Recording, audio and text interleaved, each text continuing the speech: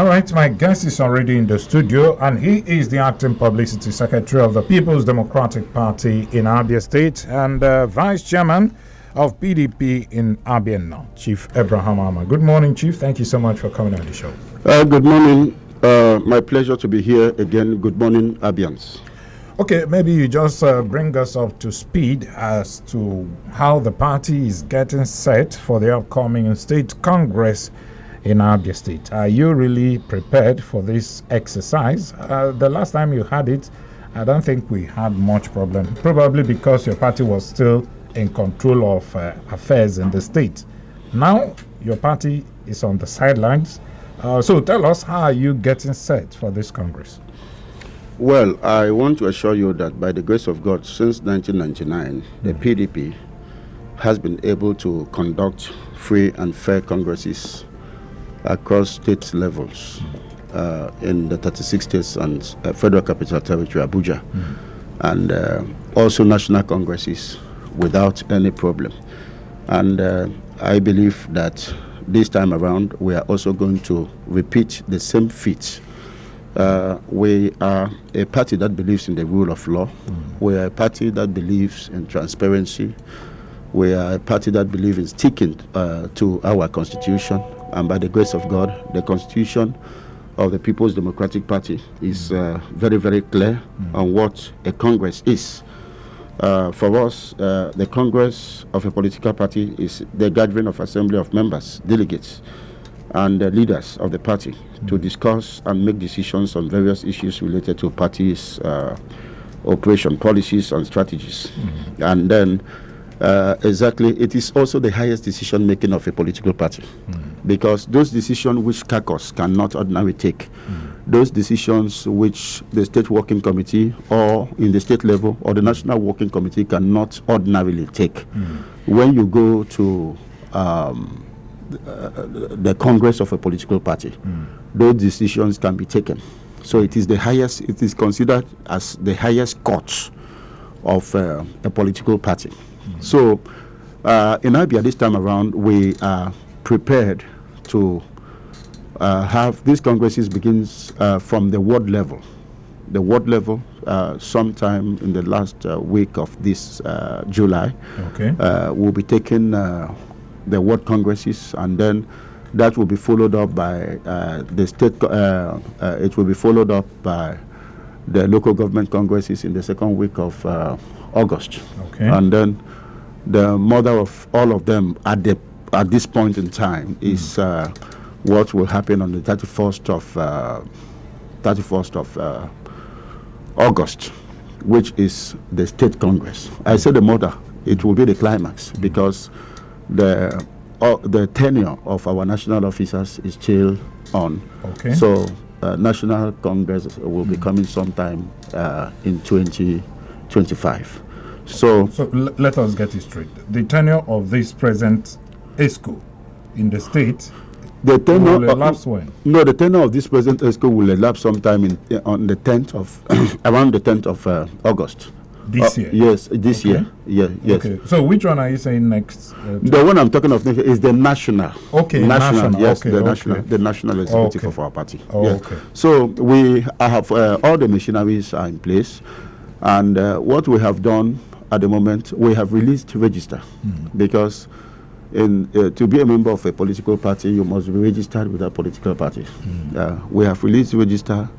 We are revalidating our register. The basis for doing the revalidation is because, one, we have some persons who have left our party. We have to delete their name in our register. Okay, is that the normal thing? Yes, it's the normal thing. Once we receive your letter, and it is in a time like this, that is why before any major Congress fiesta, there is usually a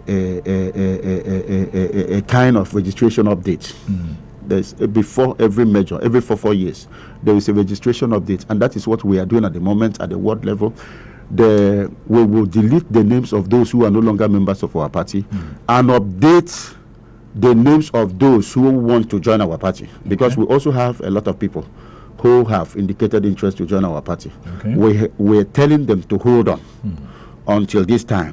So during this period, is also a catchment period for us. At the various wards, we are going to see new persons who were before now not members of our party, who will be joining the party. All of them will be registered.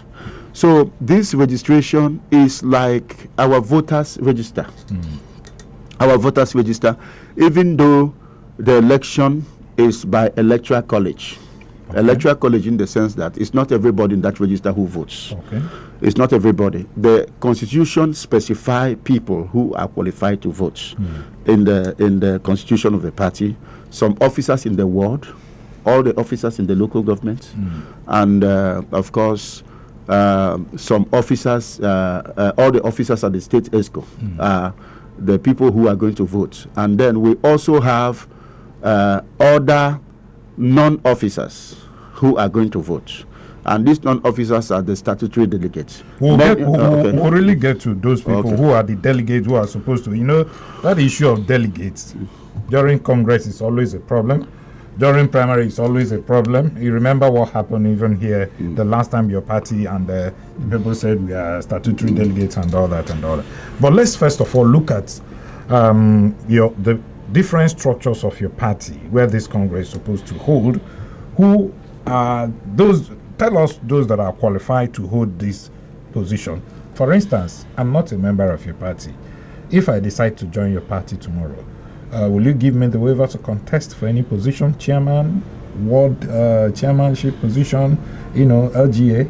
Well, by the constitution of our party, issues pertaining to waiver is not a matter which it can be handled exclusively by any member of the party, either as a state working committee member or a national committee member. Issues concerning granting waiver to any person is a matter that can only be entertained at the court level of the party. And what I mean by the court level of the party, at the level of the state working committee, and then we'll refer such matters to NEC for approval. So I am not very sure with available information to me that somebody can join our party today and hold office today. It's not possible. It's not possible, except in some special cases of anywhere. And of course, those special cases is what normally leads to the request and eventual generation of the waiver I just spoke about. So the people, as I said, at the ward level, we have about 17 officers. For each ward? For each ward. And we have the same thing at the local government level. And at the state level, we have 39 officers who make up the state executive committee of the party. We call that SEC. And in that 39 member SEC, 14 of them are members of the state working committee who are saddled with the management of the party at the state level on day-to-day. They are like the managers of the party on day-to-day level. They are the board of the party. They are the management. You can, any word which you find more appropriate to describe them as far as management is concerned. These 25 members are 14 members, and usually they are the state chairman, the deputy chairman, the 3 vice chairman, the secretary, financial secretary, auditor, legal advisor, woman leader, youth leader, organizing secretary, and publicity secretary. They are 14 in numbers. So these persons are responsible for managing the party on day-to-day level. And so for them, it's like people who go to work regularly. Then the larger 39 members, that is involving the other 25 who are not members of the state working committee, are people who meet from time to time to ratify certain decisions made by the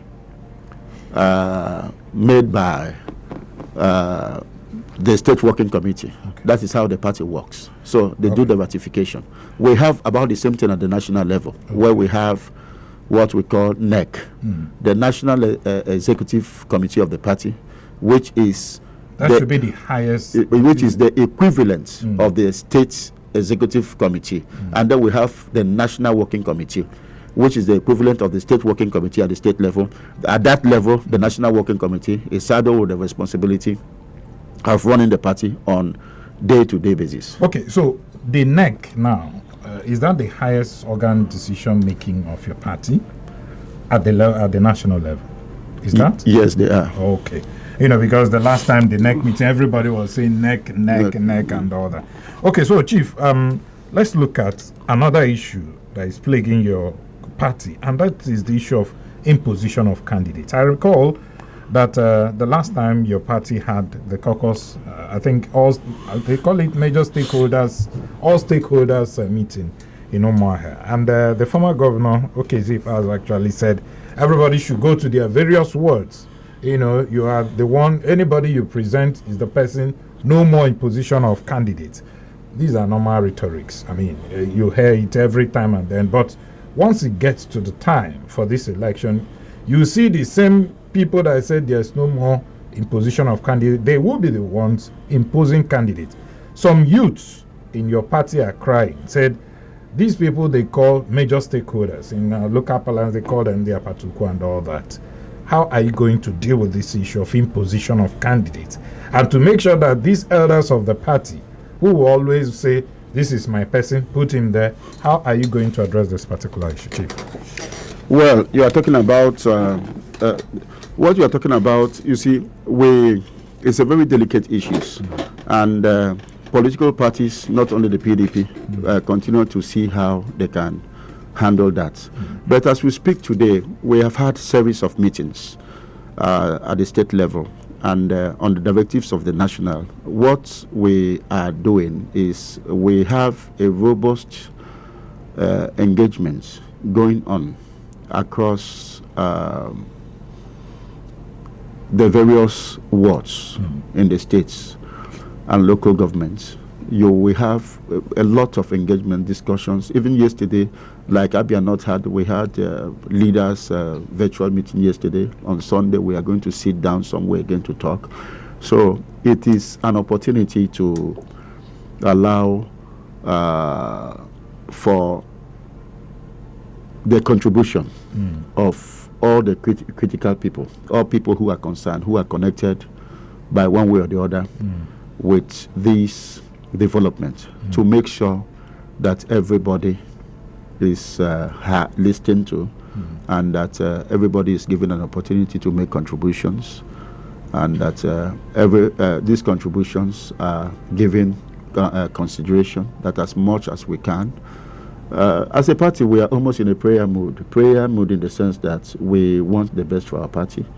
And I align myself, just like every other member of this party aligns himself with what the former governor said. There will be no imposition. There will be no imposition. But we are fighting a lot of factors. Right. We are fighting a lot of factors. We also have a situation whereby non-members of our party, you understand, are financing big time to also impose people as officers in our party. So you see, it's a very delicate situation. Maybe the same thing you did when you were there. You did same to other political parties. You see, we were big, large, and overwhelming that I can assure you that I was never a part of any meeting where PDP imposed any officer on any party, because we never considered them as a threat. And part of our problem, part of the PDP's problem, was that while we held sway, the opposition was virtually not in existence. You understand? Which is not good for any democracy. Yeah, but in the last election, it appears there were some flashes of people that were capable of unseating your own party at the time. And PDP, from Grapevine, I understand, we're actually financing some people to go there and cause problems.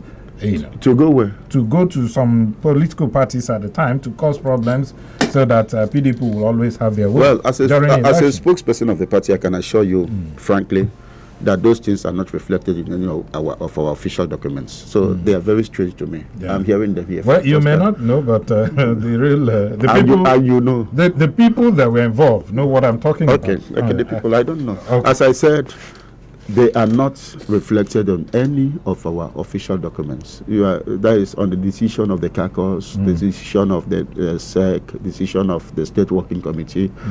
You understand? And decisions of other groups within the party. To the best of my knowledge, it never happened. You understand? It never happened. All right. So on this issue, let's now go back to the issue of delegates. It's always a rancorous one.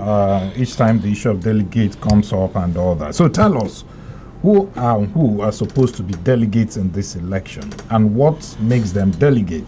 What do they need to do before one can become a delegate to vote? Well, the process starts from the ward level, as I said. Okay. The delegates to these primaries are members, 5 members of the ward, of the ward ISCO. Okay. And that is the chairman of the ward, the deputy chairman, the woman leader, the youth leader, and the secretary. Okay. Of every ward. Okay. All of them. And then at the local government level, all the members of the executives. Okay. They are all delegates. They are all delegates. Are they the same one they call statutory delegates? No, I'm coming. Okay. I'm coming. At the local government level. Yeah. Then at the state level, we have 39 SEC members. All the members of the State Executive Committee are members of their delegates. Then after that, we have statutory delegates. Statutory delegates are delegates to a Congress who may not necessarily be holding any offices, but are qualified to vote, like former governor, former deputy governor, former ministers who are still members of the party, former ambassadors who are still members of the party, former director generals who are still members of the party, former members of the National Assembly who are still members of the party. Those are statutory delegates. Yes, those are statutory delegates. And then former members of the State Working Committee who are still members of the party. Okay, so these ones are statutory delegates at the state level. We are talking about state congresses now. Okay. They may not all of them may not necessarily be statutory delegates at the national congress. Yes, but at the state level, these people are members of the state. So this congress is going to produce the elected officials of the ward ESCO, the local government ESCO, and the state executive committee. These 3 congresses are built to produce these people. But the other people are already there. Okay. They are already there.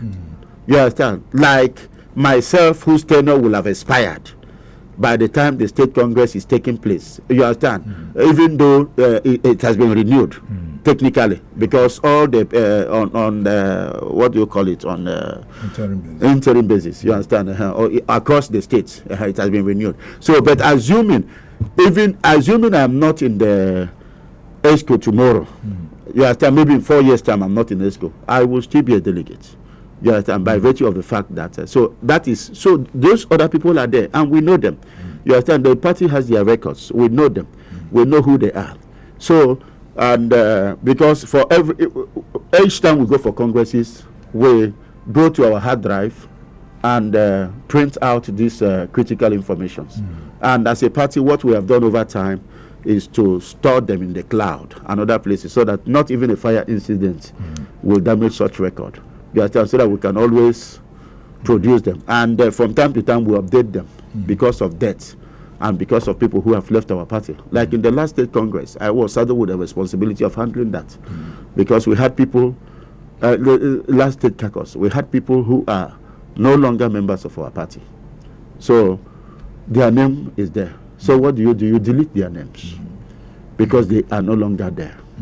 So why deleting their name? Because they said the issue of migration, defection is steady. Why deleting their name? What if they decide to come back tomorrow? What happens? You re-register them, or how? The ones you want to remove. Certain actions in political parties are taken as at when due. We are not allowed to make overwhelming statements that may cause some dissatisfaction. So when that time comes, we'll look at our books and sit down, and the decisions will be made when such persons come back. But you have just said the right thing, because in the past we have seen that happen. And in most cases, those persons were readmitted back to the party. Even when their names have been removed, or you left their names there? No, the process of in computer, you can add information and you can also delete information. So what you deleted yesterday, if you want to add, you can also add tomorrow. Okay, so Chief, let's look at the chairmanship aspirant. How many chairmanship aspirants do you have now for the state, for state position, for state chairmanship position? How many aspirants do you have now? And why the decision of the party to zone this particular position? Well, let me start with the last question. They followed up, and there is an established sequence. The state chairman was at some point in the history of our party in the north with some officers, and at some point in a particular congress, all the positions in the north were moved to the central senatorial zone. And then at some other point in the history of our party, of a particular congress again, those positions were also moved to the south. So what we did this time was to follow that sequence, to also say, okay, everything in the south should come to the north. You understand? And by so doing, the state chairman have been zoned to the north. Are you there? Yes. The state chairman has been zoned to the north.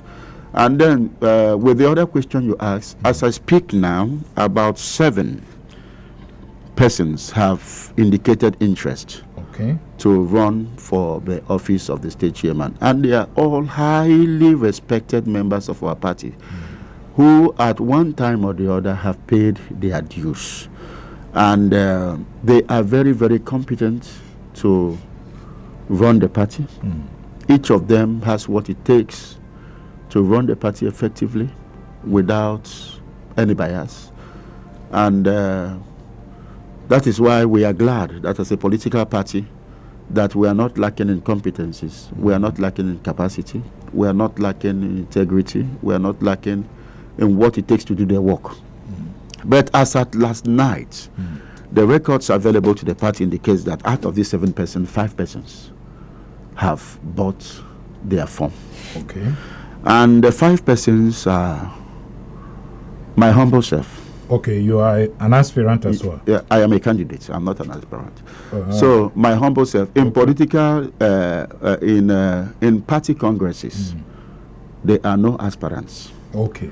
So all of you are candidates. We are candidates because it is not between us and another political party. All of us are qualified to go for the election. I got it. You understand? So we are all candidates. So being a candidate is not exclusive to my person. All the other 5 are candidates. Aspirants are probably the other 2 who have indicated, but who have not bought form. So we can call them aspirants. But from the time they pick up the form, fulfill the requirements, they are candidates for the state congress election, chairmanship office, and other offices. So they are my humble self from Aruchiku local government area. We have Barrister Kingsley Maga from Ohafia local government area. We have Chief Ologo Oba from Ohafia local government area. We have Barrister James Okudri from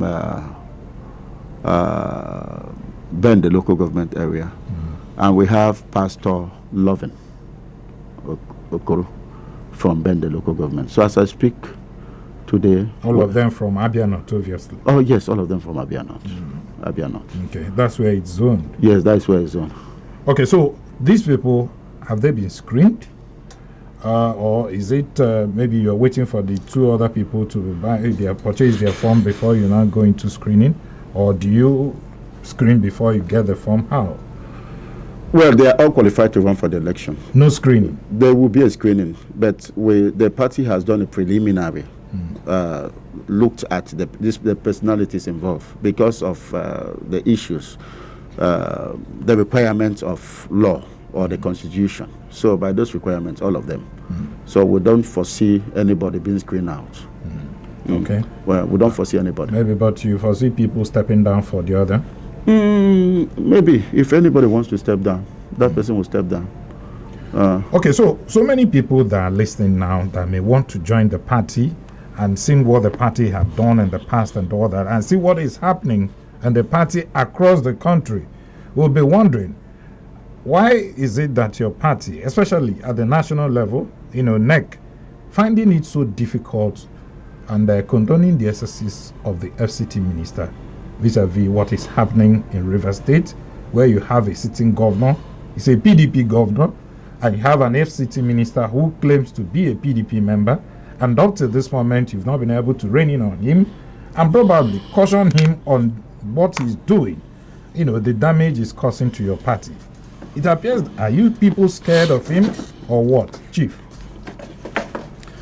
You have earlier raised this question before, and my position is that by the way our party is structured, the facts are not available to me as I speak to you. What is available to me are my personal opinion. And it remains my personal opinion about these individuals. Their actions may be acceptable to me. Their actions may not be acceptable to me. It is the question you have for the right persons to address this question is my equivalent at the national level. The person who speaks for the party, the spokesperson. All the informations, because number one, he has attended, he is privy of decisions and discussions at the various national working committee meeting where some of these things have come up. I am not privileged. You don't dabble into what you don't know. There are consequences where you begin to speak of what you don't know.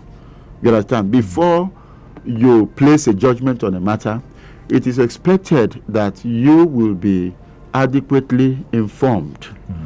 As journalists, part of our training is for us not to be victims of a single story.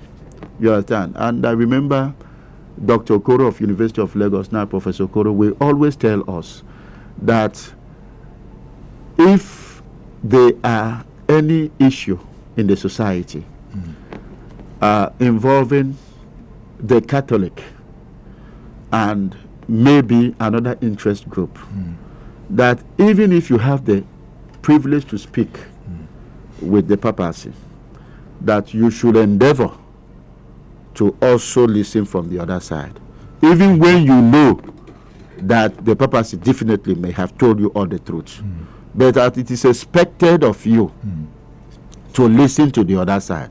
That when you listen to the other side, you will be able to balance your reports. You will be able to tell your story. You and people who are listening to your story, if it is coming by way of broadcast, as we are here, or reading your story, if it comes by way of print media, that this person, or even an aspect of the new media today, where people still read online, you understand that these people will take you very, very serious. Because, and that is why, even in stories affecting Abia PDP, when I see journalists who report the two sides of the story, I from my heart, I respect them.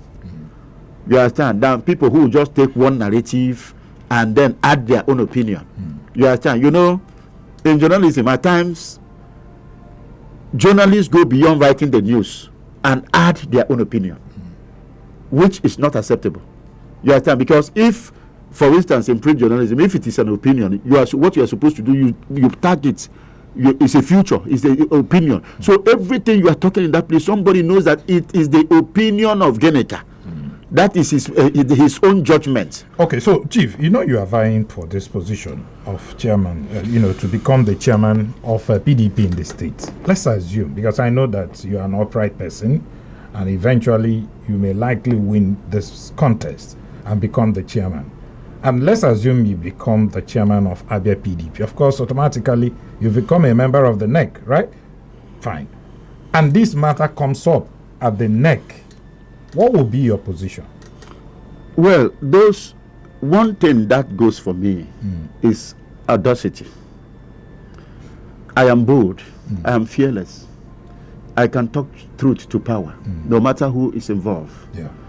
So tell the truth now. That is what I'm talking. If I find myself in any court where I am a member and any issue comes up, I will toe the path of truth and the part of the best interest of that organization where I belong. That is exactly what I would do. Because at that time, I thank you for asking the question. At that time, I would have been privy of the whole story and will be in a better position to make a categorical statement without any fear or favor. That is what I would do. You see, my background detests perfidy. And my definition of perfidy in this context is when people work against the interest of organizations they belong. It is perfidy. And my background also makes it very clear that people who commit perfidy suffer their consequences in their life. You understand? If you are a member of Flow FM, you understand? You should do everything you can to promote Flow FM. And if at any time, for any reason whatsoever, you are dissatisfied with anything concerning, don't stay inside Flow FM and destroy Flow FM. Respectfully approach the management. Tender your resignation. Give them 1 month notice as required by law, so that your vacancy, they can fill it before you go, so that you will not create damages for them, because at least they have sustained you for some time. You have eaten their money. That is the world best practice. So if I find myself anywhere I am, and in any place I have ever been, I have always worked for the best interest of that organization without being afraid of anybody, without being afraid of any consequences.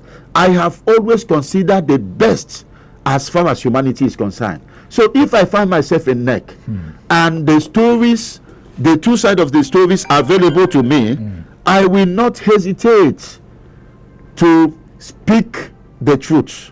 I will not hesitate to add my voice to the voice of reason. So at this point, why is it so difficult for Abia PDP, to condemn what is happening, or at least take their own position as to what is happening in Rivers State? It is your party, and if care is not taken, you may likely lose that state to another party. We will not lose that. As far as we are concerned, Fubara remains the governor. And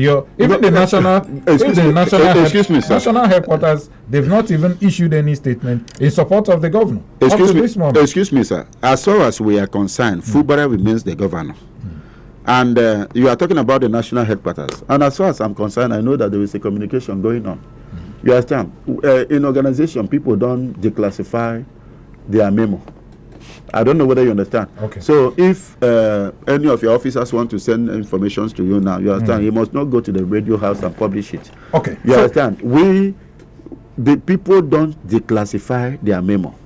You understand? So the national office is relating with Fubara. Fubara is the chief executive of Rivers State. There is no other person who is taking that position.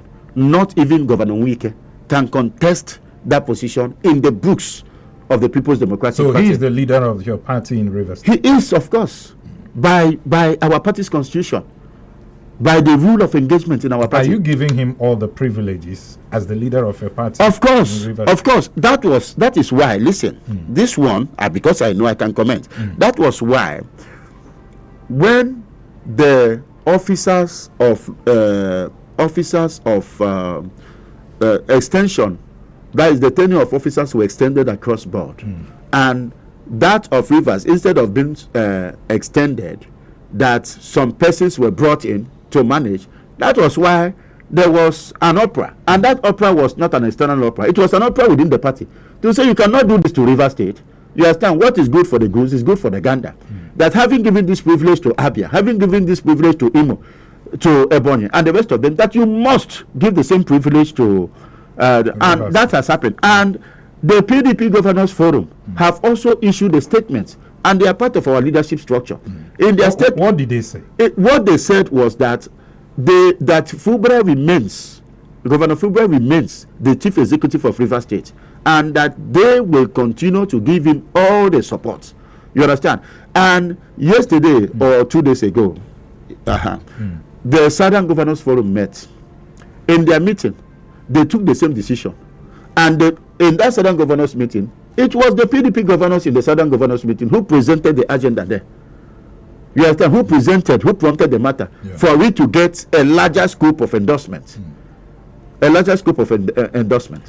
Okay, I'm sure your party members are listening and they may want to contribute to this program. And the numbers to call are 080-8182-6949 or 08116052949. Can also send your SMS on 090-651-08289. This is the platform, the pinnacle of all discussion. And we are looking at the upcoming Congress of the People's Democratic Party in Abia State. When you're calling, please be civil in your submission. No name calling, no insult. It's not allowed on the platform. All right. Hello? Okay, we lost that call there. Let's take another one. 080-8182-6949 or 08116052949. Hello? Good morning. Hello? Mr. Genika, correspondent, blessed. Thank you so much. Welcome. Abraham, I'm blessed. Yeah, good morning. Oh, don't I think it's a network. Maybe you call us back 080-8182-6949 or 08116052949. Hello, good morning. Hello, good morning, Genika. Welcome. Hello, good morning, Genika. Welcome. I can hear you very well. Go ahead. Hello? Oh, I think we are really having issues with the network, but just keep the calls coming. 080-8182-6949 or 08116052949. Hello? Genika, good morning. Welcome.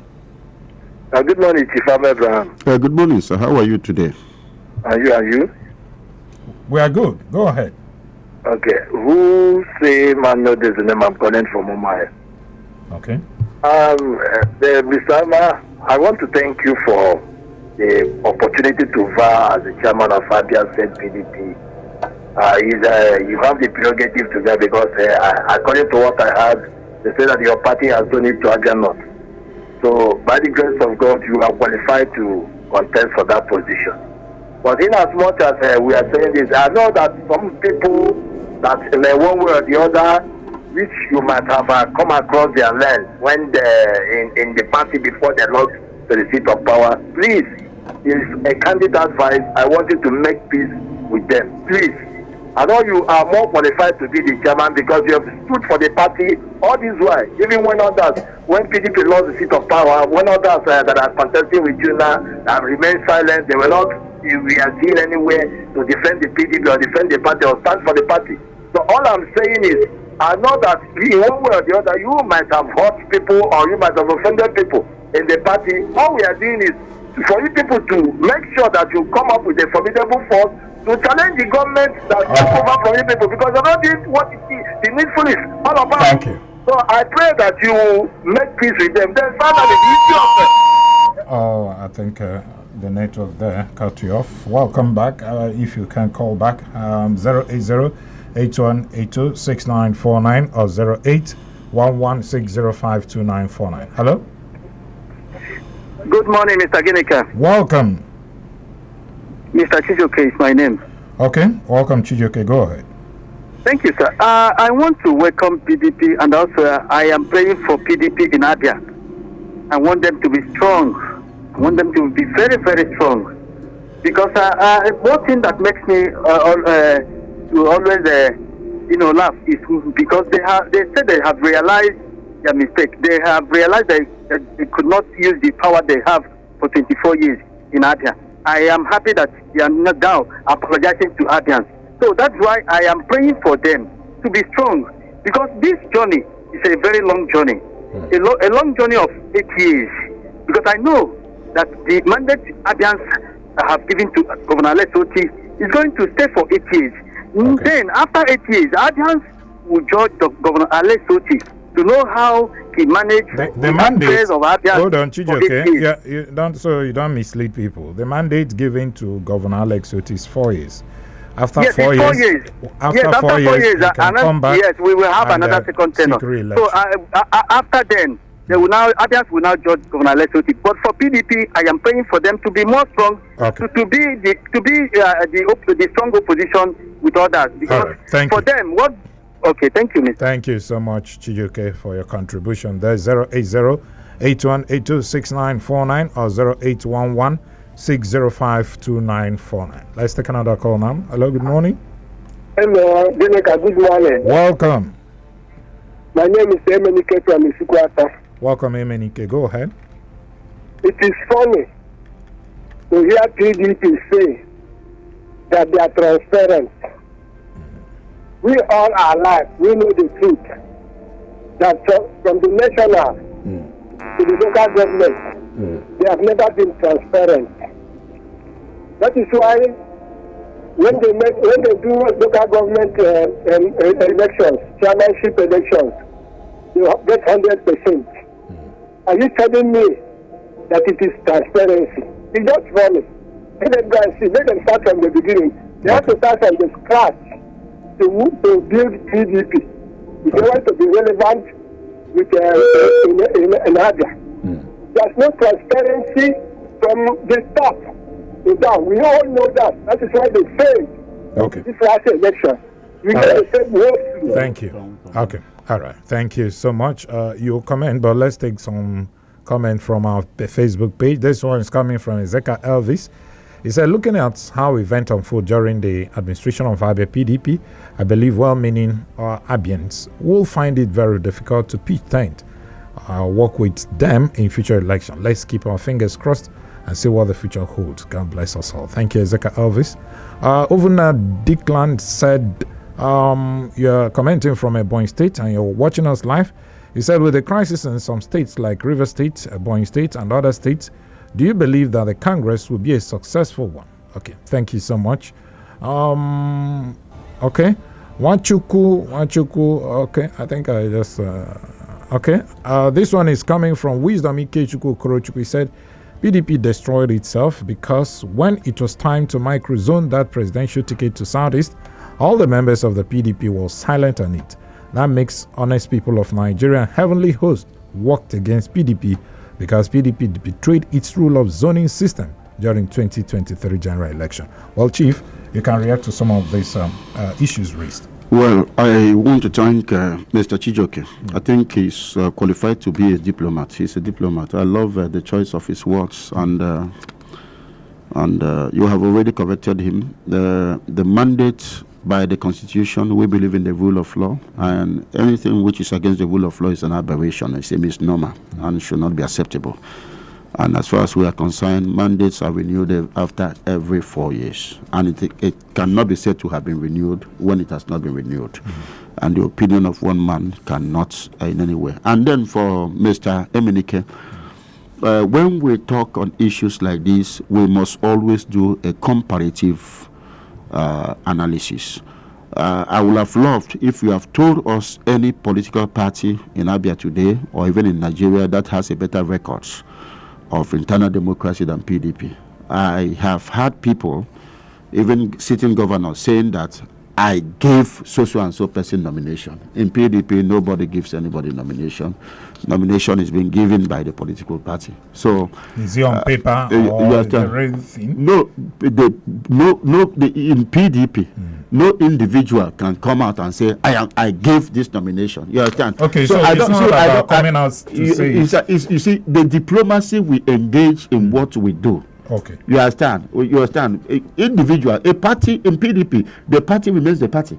And that is why even as a former governor, Governor Ikpeazu, if he wants anything, he will come under the shadow of the party and get it done. He will not sit in his home and say, this is the person who is going to be this. We never run that type of government. nominations, we don't give nomination in hotel rooms in PDP. You understand? There is a process. That process might be skewed. That process might have some faults, some human factors involved. Because when you talk about a Congress, for instance, where there is no, when you don't have a harmonized list, if you are sending somebody to a Pung ward, my ward in AHIOWA, to go and conduct an election, the party is relying on what INEC would usually call an ad hoc staff. Members of the party who are not necessarily officers of the party to go and carry out the exercise. So, and whatever they do there, the party at the party office takes responsibility, even when the right thing was not done. But you can see that process, that the process to do those things are there. You can see it. And that is why the day we will be doing our state congresses, you will see more than 50 cameras. You understand? You will see them in the open. INEC will be there. Police will be there. You understand? The state security services, everybody will be there. Flow FM will be there too. Flow FM is always taking a more prominent place. And that time you will pay very well. Thank you so much, Chief Ahmed Abraham, for coming on the show. That's the Acting Publicity Secretary of the People's Democratic Party in Abia State and the Vice Chairman of PDP in Abia North, Chief Abraham Ahmed. He just informed us that he's also a candidate for the chairmanship position. Thank you so much for coming on the show, Chief. Or maybe in future you will find time to come.